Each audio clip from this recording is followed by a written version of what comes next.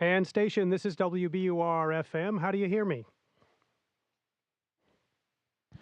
Hello there in Boston. Great to be with you, and welcome aboard the International Space Station. Hey, Commander Cassidy, it's Anthony Brooks in Boston. Thanks so much for joining us today. We're very grateful to have you. And I got to say, this is the first time my voice has been in outer space, as far as I know, so I'm very excited about this interview. Well, Anthony, it sounds just like it does in Boston, I think.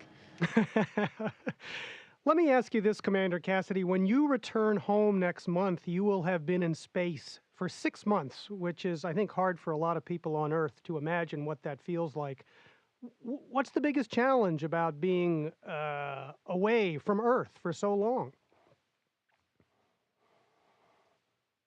Well, there's several ways to answer that question. One is on the personal level. You know, we miss our family and friends and our loved ones on the ground, and that's a big part of it. We're all of us that are up here when it's time to return. That's one of the first things we think about is our family, friends, and loved ones.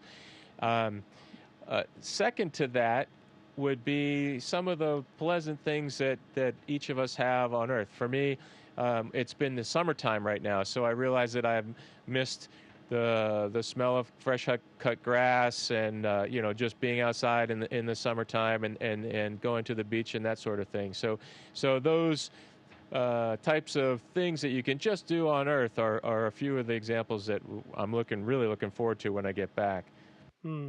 Commander Cassidy, quick question. You know, we're following where you are right now online, and I think when I started talking to you, you were somewhere over Senegal. I'm wondering if you can just give me a sense of your view. What are you seeing? What do you see when you look out the window? Well, right this second, I don't exactly know, but for instance, the best way for me to describe it is if you don't see the whole entire Earth. We're about 250 miles above the surface of the Earth. So if you sat in your car, your driver's seat of your car, and you sort of drew a long horizon across the windshield, that would be what we see the horizon of the Earth. And for instance, we can see all of Florida when we're over it. You see the whole state of Florida and partially up the East Coast.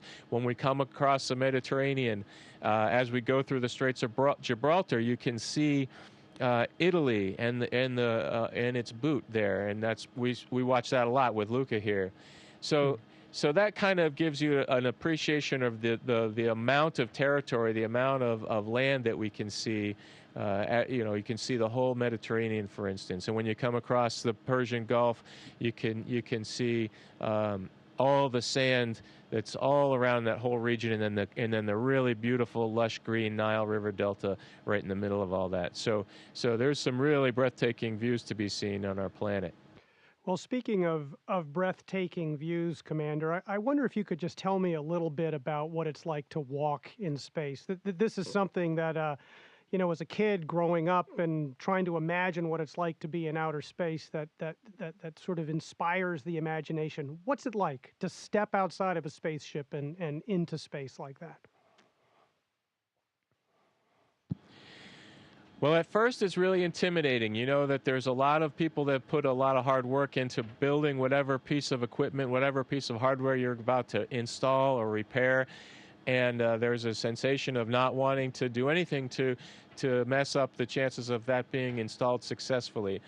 Aside from that, you mentioned walking in space, but I should add that there's really not much walking involved. In fact, our legs just sort of drag along and don't do much of anything. It's all done with your hands. So it's hand over hand across a path of handrails. And we always have a safety tether connected back to the airlock hatch.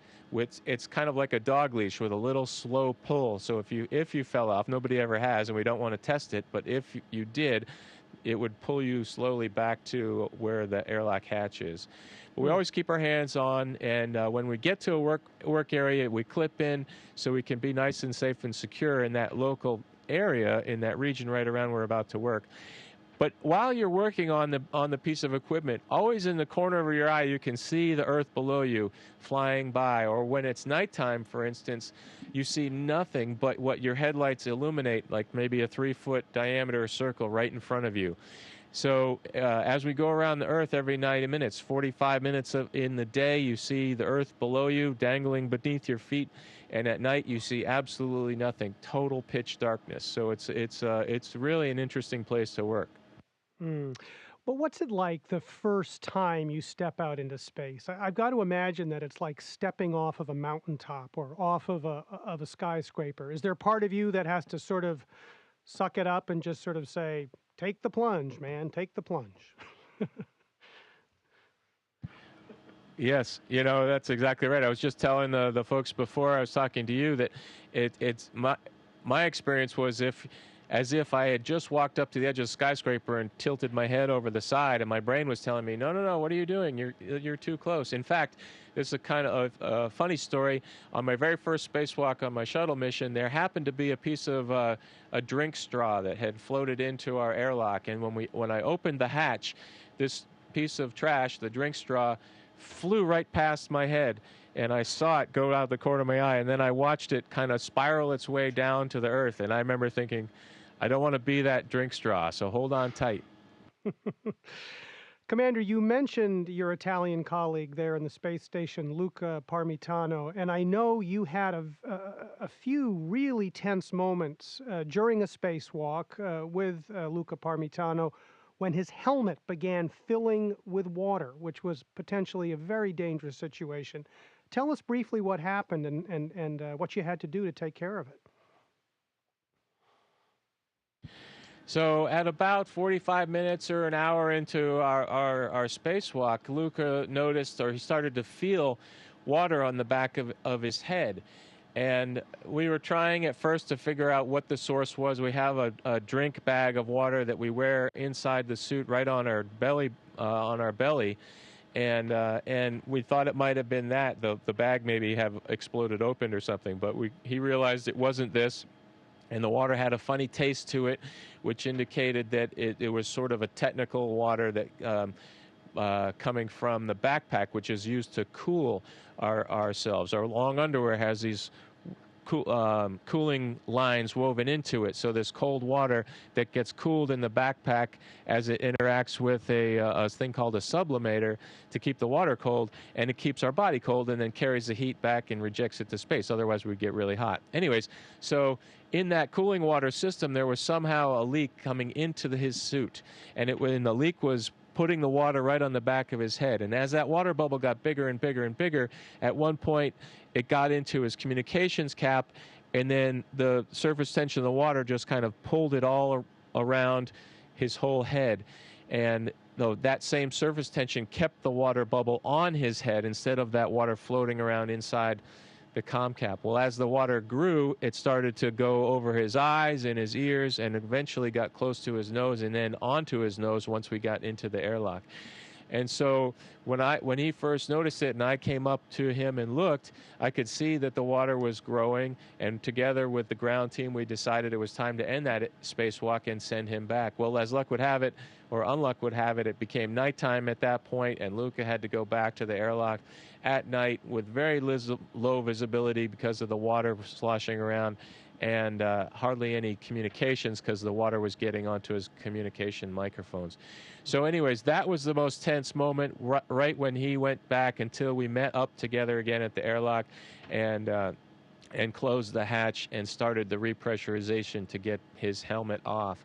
And we were communicating to each other with hand signals because he couldn't talk very well. And I was watching his face and his mouth to make sure that he had good access to air.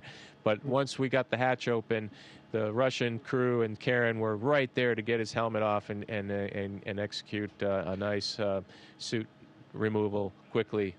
Well, Commander, I'm glad that worked out for Luca Parmitano. Let me ask you one last quick question. You mentioned the Russian crew. The first time you went into space, you traveled aboard a U.S. space shuttle. This last time you rocketed into space on a Russian rocket. You'll be returning home with the Russians. How does that compare with the U.S. shuttle? What's that experience like? Well, first and foremost, all the books are in Russian, and there's a guy talking to you on the other side of the radio who's speaking in Russian, unlike in the shuttle where all the books are in my native language and the guys on the radio are all speaking English. So that was one hurdle to get over. But aside from that, it's really more about the size of the vehicles. I would equate the space shuttle to be like a big pickup truck, king cab pickup truck, lots of cargo in the back, kind of a nice cushier ride, and you have a couple rows of seats in the front. Whereas the Soyuz is a small little race car, you know, where you just get the people and a soft bag of toiletries or something that can go along on your trip. And then because of that, when you're driving a sports car, for instance, you feel all the turns. And I remember on this most recent launch, as right off the pad, as the vehicle tried to vector in on its heading, I could feel those small little course changes as the vehicle honed in on the right way to go. Whereas in the shuttle, it's such a more massive vehicle. I don't remember feeling those quick nuances in the heading changes. So quite different because of the mass of the vehicle. And then coming home will be a lot different because we'll land under parachute in the Soyuz, and on the space shuttle it was much like an aircraft landing with wings on a runway. So a couple key differences. Neither one is more right or wrong, they're just different. And I'm really thankful to have both experiences. Well, Navy Commander Chris Cassidy, he's from York, Maine. He's the flight engineer aboard the International Space Station. Commander Cassidy, thanks so much for joining us. Stay safe and safe travels, and maybe we'll talk to you when you get back to Earth in September. Okay, my pleasure. Great talking to you again, and go Patriots. All right. Station, this is Houston ACR. Thank you. That concludes the event.